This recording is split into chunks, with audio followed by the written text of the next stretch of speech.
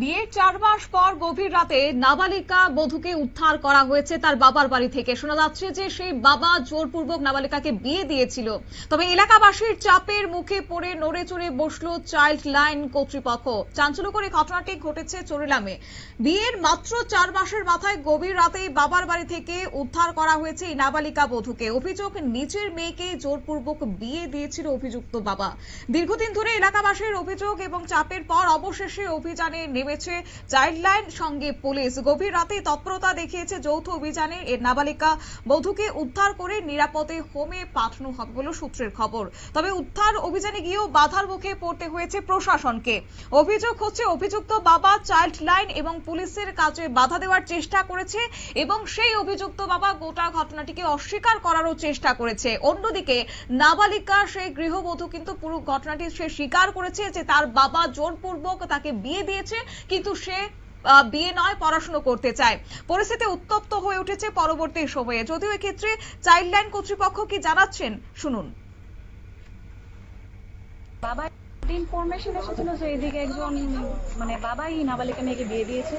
তো প্রথমে তো জানা যায়নি যে এটা অ্যাকচুয়ালি ৩-৪ মাস হয়েছে বিয়ে। আমরা ভাবলাম যে বিয়ে হয়নি, যে ১-২ দিনের মধ্যে হবে, তাই এসেছিলাম। তাই কিন্তু জানতে পারলাম যে অলরেডি মেয়ের বিয়ে হয়ে গিয়েছে। সে স্বামীর করে ১ মাস করেছে, এখন স্বামী বিদেশে আছে, তাই বাবা নিয়ে এসেছে। তো মেয়ের ইচ্ছা যে আমাদের সাথে চলে যাবে, সে পড়াশোনা করতে চায়, চাকরি বাকরি করতে চায়। তাই এখন ওর যা রকম সাহায্য চাইল্ড কেয়ার অ্যান্ড প্রোটেকশনের জন্য তো আছে, দেখবো আমরা হোমে দেওয়ার আবেদন করবো আর ওকে পড়াশোনার ব্যবস্থা করে দেবো।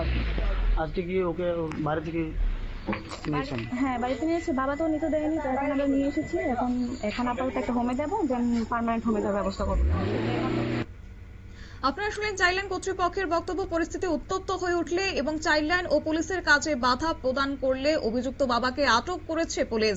অন্যদিকে প্রশ্ন থেকে যাচ্ছে যে এতদিন কোথায় ছিল চাইল্ড লাইন কর্তৃপক্ষ, কোথায় ছিল প্রশাসনের নজরদারি, যেখানে একজন নাবালিকার বিয়ে হয়ে গেল, ৪ মাস হয়ে গেছে, কিন্তু তারপরেও কেন টনক লড়ল না প্রশাসনের? চাইল্ড লাইন কর্তৃপক্ষই বা কোথায় ছিল জানিয়ে এলাকাবাসীদের মধ্যে একটা প্রশ্ন চিহ্ন উঠতে শুরু করেছে এবং তারা দাবি করছেন যে শুধুমাত্র বাবাকে আটক করলেই হবে না, এই ঘটনায় যারা এতদিন চোখ বন্ধ করেছিল সেই দায়িত্ব জ্ঞানহীন প্রশাসনিক আধিকারিকদের বিরুদ্ধে একটা ব্যবস্থা নিতে হবে, যাতে করে আগামী দিনে প্রত্যেকেই সচেতন হন এবং এই নাবালিকা বিবাহ যেন বন্ধ করা হয়।